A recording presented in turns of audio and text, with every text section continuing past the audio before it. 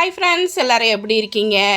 இன்றைக்கி வந்து மதியத்துலேருந்து சாயந்தரம் வரைக்கும் என்னென்ன வேலைகள் இருந்தது, டெய்லி ரொட்டீன் வேலை தான். வேலைன்னா வேலை செய்யலை, நான் என்னென்ன பண்ணுறேன் அப்படிங்கிறத மட்டும் ஒரு ஓரலாக காமிச்சிருக்கேன். வாங்க வீடியோக்குள்ளே போகலாம். ரொம்ப நாளாக 2-3 நாளாக நெயில் கட் பண்ணணுன்னு நினச்சிக்கிட்டே இருந்தேன். அதை கட் பண்ணுறதுக்கு டைமே இருக்க மாட்டேங்குது. ஒரு 3 நாள் 4 நாள்லேயே நெயில் ஃபுல்லாக வளர்ந்துருது. ஏன்னு கேட்டிங்கன்னா, கால்சியம் டேப்லெட் சாப்பிட்டுட்டு இருக்கேனா, அதனால் ஃபுல்லாக வளர்ந்து போயிடுது. நார்மலாக இருக்கிறவங்களுக்கு கொஞ்சம் ஸ்லோவாக வளரும். இந்த கால்சியம் டேப்லெட் வந்து ஏஜ் ஆகிடுச்சுனால நம்ம எடுப்போம் இல்லைங்களா, ஒரு 50க்கு மேலே இருக்கிறவங்க டெய்லி வந்து நம்ம கால்சியம் டேப்லெட் எடுப்போம். அப்படி எடுக்கும்போது நல்லா நெயில் வளர்ந்துடும். எல்லாத்தையுமே கட் பண்ணிவிட்டு நெயில் பாலிஷ் வச்சுட்டேன். கோல்டு கலர் சூப்பராக இருந்துச்சு. இன்றைக்கி லஞ்ச் வந்து சமைச்சி வச்சுட்டு தான் நான் சமைச்சிட்டு குளிச்சுட்டு நெயில் பாலிஷ்லாம் வச்சுக்கிட்டேன். இது வந்து லஞ்சு செய்கிறப்ப எடுத்த வீடியோ. மீன் வந்து இன்றைக்கி வந்து அங்கிள் வந்து நவர மீன் வாங்கிட்டு வந்திருந்தாங்க. சூப்பராக இருந்துச்சு. ஃப்ரெஷ் மீன் போட்லேயே வாங்கிட்டு வந்திருந்தாங்க. போட்டில் அப்படியே வரும் பார்த்திங்களா, போட்டு வந்த உடனே அப்படியே அங்கேயே அப்படியே கூறு கூறாக வச்சுருப்பாங்க. அதை நம்ம ரேட்டு பேசி வாங்கிக்கணும். அந்த மாதிரி வாங்கினது தான் இது. மாதிரி வாங்கிட்டு வந்தாங்க. செம்மையாக இருந்துச்சு நவர மீன். சங்கரா மீனை விட நவரை வந்து சூப்பராக இருக்கும். ஏன்னு சொல்கிறேன் அப்படின்னா, குழம்புல போடும்போது கரைஞ்சி போகாது, அப்படியே கெட்டியாக அப்படியே இருக்கும். வறுத்தாலுமே உதிர்ந்து போகாமல் இருக்கும். அங்கிள் வந்து ஃபுல்லாகவே க்ளீன் பண்ணிட்டாங்க, ஆனால் வந்து முழுசாகவே எடுத்துகிட்டு வந்திருந்தாங்க. நான் என்ன பண்ண போகிறேன் இன்றைக்கி வீடியோவுக்கு அப்படின்னு அவங்களுக்கு தெரியாது இல்லையா. இதை கட் பண்ணி கொண்டு வந்தால் முழுசாக எடுத்துகிட்டு வர சொல்லுவேன். முழுசாக எடுத்துகிட்டு வந்தால் ஏன் கட் பண்ணலன்னுவேன். அதனால் எதுக்கு வம்புன்ட்டு அப்படியே க்ளீன் பண்ணிட்டு அது முழுசாக எடுத்துகிட்டு வந்திருக்காங்க. கட் பண்ணுறதுனா நீ சீசரில் கட் பண்ணிக்கோ அப்படின்னு சொல்லிட்டு. எப்பயுமே மீனை வந்து அவங்க கட் பண்ணி கொடுத்தாலுமே அந்த செதில் கொஞ்சம் இருக்கும், அதை நம்ம மறக்காமல் எடுத்துடணும். அந்த கழுத்துக்கிட்ட வால்கிட்டலாம் அவங்க சரியாக சுரண்ட மாட்டாங்க. நம்ம சுரண்டிட்டு போடணும், இல்லைனாக்கா குழம்புல கலந்துரும்.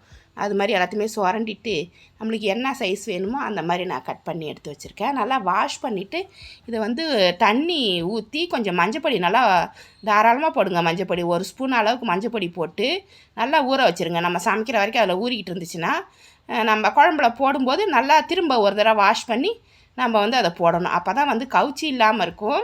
அப்புறம் ஃபுட் பாய்சன் ஆகாமலும் இருக்கும் நம்மளுக்கு. சில பேருக்கு வந்து இந்த மீன் வந்து வயிற்றுக்கு ஒத்துக்கல அப்படிலாம் சொல்லுவாங்களா, அந்த பிரச்சனைலாம் கூட இந்த மாதிரி செஞ்சிங்கன்னா உங்களுக்கு வராது. நல்லா சாப்பிட்லாம், பயப்படாமல் சாப்பிட்லாம். மீன் ஒத்துக்கல அப்படின்னு சொல்கிறவங்க கூட 2 பீஸாவது நல்லா சாப்பிடுவாங்க நிம்மதியாக. இந்த மாதிரி நான் ஊற வச்சுருவேன். இதை வந்து நான் என்ன பண்ணுவேன், குழம்புல போடும்போது தான் திரும்ப ஒரு தடவை வாஷ் பண்ணி இதை எடுத்துப்பேன். இந்த மஞ்சள்லேயே ஊறினதால கிருமியில் ஏதாவது இருந்தால் கூட நம்மளுக்கு போயிடும். நார்மலாக வைக்கிற மீன் குழம்பு தான், சட்டுன்னு வச்சுட்டேன். இன்றைக்கி நல்லெண்ணெய் ஊற்றிட்டு வெந்தயம் மட்டும் இன்றைக்கி போட்டு தாளிக்கிறேன். தாளிச்சிட்டு வெங்காயம், பூண்டு, பச்சை மிளகாய் கட் பண்ணி வச்சுருக்கேன். வெங்காயம் முழுசாக தான் வச்சுருக்கேன், குட்டி குட்டியாக இருக்குது இல்லைங்களா, அதை மறந்துட்டேன் நான். பெருசாக இருந்தால் 2ஆக கட் பண்ணுவேன். குட்டி குட்டியாக இருந்துச்சுன்னா அப்படியே போட்டுருவேன். எடுத்து சாப்பிடும்போது நல்லா டேஸ்ட்டாக இருக்கும். நல்லா வதக்கிட்டு கருவேப்பிலை போட்டுட்டு ஒரு 3 தக்காளி மிக்சியில் அரைச்சி அப்படியே ஊற்றி விட்டுட்டேன் நான். இன்னும் வதங்கிறதுக்கு லேட் ஆகும். இப்போ வர்ற தக்காளிலாம் கூட வதங்க மாட்டேங்குது. நாட்டு தக்காளினா டக்குன்னு வதங்கிடும். இந்த பெங்களூர் தக்காளி மாதிரி இருக்கிறதெல்லாம் நான் அப்படியே கல் மாதிரி கிடக்கு, அது வதங்க மாட்டேங்குது, லேட் ஆகுது. இந்த மாதிரி அரைச்சி ஊற்றி விட்டுட்டேன். அப்படி போடும்போது குழம்பு கொஞ்சம் டேஸ்ட்டாக இருக்குது. கொஞ்சமாக தான் புளி ஊற வச்சுருக்கேன் இன்றைக்கி. நல்லா ஒரு குட்டி தக்காளி சைஸ்க்கு ஊற வச்சுருக்கேன். ஏன்னா நிறைய புளி ஊற வச்சோன்னு வச்சுக்கோங்க, அதுக்கு தகுந்த மாதிரி நிறைய மிளகாத்தூள் போடணும். எல்லாமே ஜாமான்லாம் போடும்போது நிறைய குழம்பாயிடுது. அவ்வளோ குழம்பு சாப்பிட்றதுக்கு இன்றைக்கி ஆள் இல்லை. இன்றைக்கி வந்து மதியத்துக்கு நைட்டுக்கு மட்டும் போதும். அதனால் கொஞ்சமாக ரெடி பண்ணேன் நான். குழம்பு மிளகாத்தூள் தான் போடுறேன். கூடவே கலருக்காக காஷ்மீரி சில்லி போடுறேன். நீங்கள் வந்து காஷ்மீரி சில்லி போடணும் அப்படின்ற அவசியமே கிடையாது. ஏன்னா அது கலர் இந்த ஃபோட்டோவுக்காக உங்களுக்கு வீடியோவில் பார்க்கும்போது ரெட்டிஷாக தெரியுது பார்த்திங்களா, அதுக்காக போடுறது. மஞ்சத்தூள் போட்டு தேவையான அளவு உப்பு போட்டிருக்கேன், கல் உப்பு போட்டிருக்கேன். போட்டு நல்லா கலந்து விட்டுடலாம். கலந்து விட்டுட்டு உப்பு செக் பண்ணிக்குவாங்க. உங்களுக்கு பிடிக்கும் அப்படின்னா ஒரு துண்டு வெல்லம் போடுங்க. நான் இது அடிக்கடி சொல்கிறது தான்.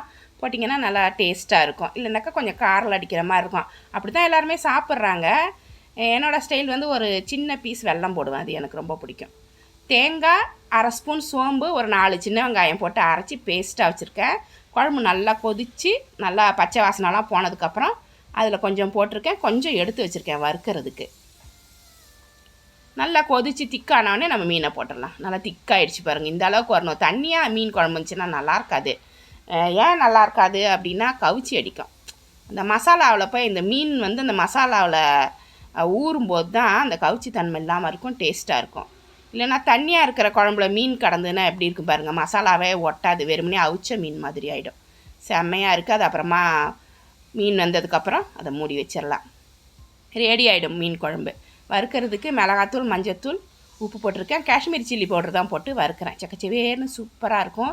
இன்றைக்கி என்ன பண்ண போகிறேன் அப்படின்னா, இது தோசைக்கல்லாம் போட்டு வறுக்க போகிறது இல்லை. எடுத்து வச்சுருந்த தேங்காயும் அதில் போட்டிருக்கேன். தேங்காய், சோம்பு, சின்ன வெங்காயம், இஞ்சி பூண்டு பேஸ்ட்டு. நீங்கள் உங்களுக்கு பிடிக்குன்னா இஞ்சி பூண்டு பேஸ்ட்டு போட்டுக்குங்க. நான் போடலை இன்றைக்கி. அப்படியே இதை கலந்துட்டு, நேற்று வந்து வத்தல் பொரித்தேன் எண்ணெய், அது அப்படியே இருக்குது. அதை வந்து இன்னும் ஒரு தடவை இந்த மீனை போட்டு பொரிச்சிட்டேன்னாக்கா எண்ணெயை நான் வந்து கீழே ஊற்றிடுவேன். அதுக்கு மேலே யூஸ் பண்ண மாட்டேன். அதனால் இன்றைக்கி நான் 65 மாதிரி எண்ணெயில் போட்டு பொரிக்க போகிறேன். மீன் வெந்துருச்சு குழம்புல, சூப்பராக குழம்பு ரெடி ஆகிடுச்சு. அதை மாற்றி வச்சுட்டு அந்த நான் வத்தல் வறுத்த எண்ணெயிலேயே நான் இந்த மீனை பொரிச்சிட்டேன். 65 மாதிரி நல்லா மொறுன்னு பொரித்து எடுத்துட்டேன். இது செம்மையாக இருக்கும். எங்கள் ஃப்ரெண்டு வீடு ஒருத்தவங்க இருப்பாங்க, முஸ்லீமு. அவங்க என்ன பண்ணுவாங்க, இந்த மாதிரி தான் பொரித்து எங்களுக்கு கொடுத்து விடுவாங்க. ஏதாவது அவங்க வீட்டில் ஃபங்க்ஷன்னா நல்லா பிரியாணிலாம் செஞ்சுட்டு மீனை வந்து இந்த மாதிரி 65 மாதிரி சூப்பராக பொரித்து கொடுப்பாங்க. அவ்வளோ டேஸ்ட்டாக இருக்கும். அந்த மாதிரி இப்போ பண்ணிட்டேன். எவ்வளோ செக்கச்சேவேன்னு ஆயிடுச்சு பாருங்கள். காஷ்மீரி சில்லி பவுட்ரு போட்டதால் இந்த எண்ணெயே செகப்பாயிடுச்சு. இனிமேல் இந்த எண்ணெயை யூஸ் பண்ணக்கூடாது. ஒரே ஒரு தடவை நான் தொட்டுக்கிறதுக்காக வத்தல் மட்டும் வறுத்தேன். அந்த எண்ணெயில் மீனை வறுத்துட்டேன். இந்த எண்ணெயை கொண்டு போய் நம்ம கீழே ஊற்றிடலாம். எதுக்கு மேலே நம்ம அதை யூஸ் பண்ணக்கூடாது. நீங்கள் வந்து சுட சுட சாதம், சூப்பரான மீன் குழம்பு, நவர மீன் குழம்பு, நவர மீன் ஃப்ரை, அதுவும் 65 மாதிரி பொரிச்சதால் செம்ம டேஸ்ட்டாக இருக்கு பாருங்கள். பார்க்கும்போதே நல்லா இருக்கு பாருங்கள். சாப்பிட்றதுக்கும் நல்லா டேஸ்ட்டாக இருந்துச்சு. செம்மையாக இருக்கா? எல்லாருக்குமே நான் சாப்பாடு வச்சுட்டேன். சூப்பராக இருந்துச்சின்னு சொன்னாங்க. சாப்பிட்டுட்டு எல்லா வேலையும் முடிச்சாச்சு. கொஞ்சம் நேரம் ரெஸ்ட் எடுத்துகிட்டு சாயந்தரம் மாடிக்கு வந்துட்டேன், மொட்டை மாடிக்கு. அங்கிள் வந்து போயிட்டு மொட்டை மாடியை போய் பாரு, க்ளீன் பண்ணி வச்சுருக்கேன் அப்படின்னு சொல்லியிருந்தாங்க. இன்னும் பக்கத்தில் வீடு கட்டியிருக்காங்கன்னு நிறைய வீடியோவில் சொல்லியிருப்பேன்.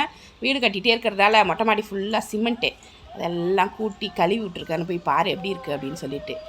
எல்லாமே ஓரமாக வச்சுருக்காங்க பாருங்கள். ஃப்ரண்ட்டில் வச்சுருந்த தொட்டியை பூரா பின்னாடி எடுத்து வச்சுட்டு விட்டுருக்காங்க. அது போய் அப்படியே செக் பண்ணிவிட்டு வந்தேன். சந்தன மல்லியும் பாருங்கள் எவ்வளோ தூரம் ஏறிடுச்சு. இன்னும் கொஞ்சம் தான் மேலே ஏறிடும். எவ்வளோ பூ பூத்துருக்கு பார்த்தீங்களா?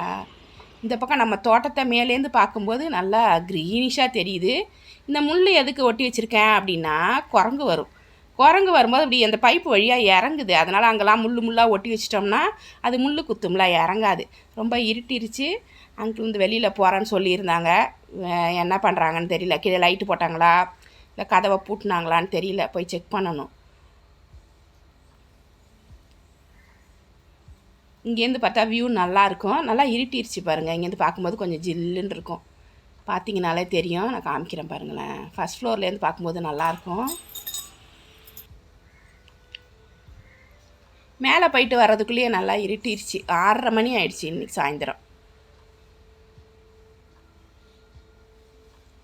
இந்த செடியெலாம் ஃப்ரெஷ்ஷாக இருக்குது. மீதி தொட்டியெல்லாம் நான் இன்னும் தொங்க விடலை. கீழே ரெடி பண்ணி வச்சுருக்கேன், தொங்க விடலை.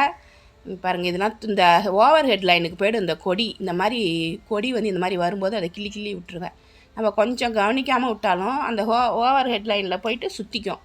ஏதாவது அப்புறம் ஷாக் அடிச்சிடும். நம்ம செடியே தொடும்போது ஷாக் அடிச்சிடும். அதனால நான் அடிக்கடி வந்து இதை கிள்ளி விட்டுருவேன். இல்லைனாக்கா போய் அது மேலே சுற்றிக்கும். பயமாக இருக்கும் எனக்கு. அவ்வளோ ஸ்பீடாக வளரும் பாருங்கள் இந்த அலமெண்டா.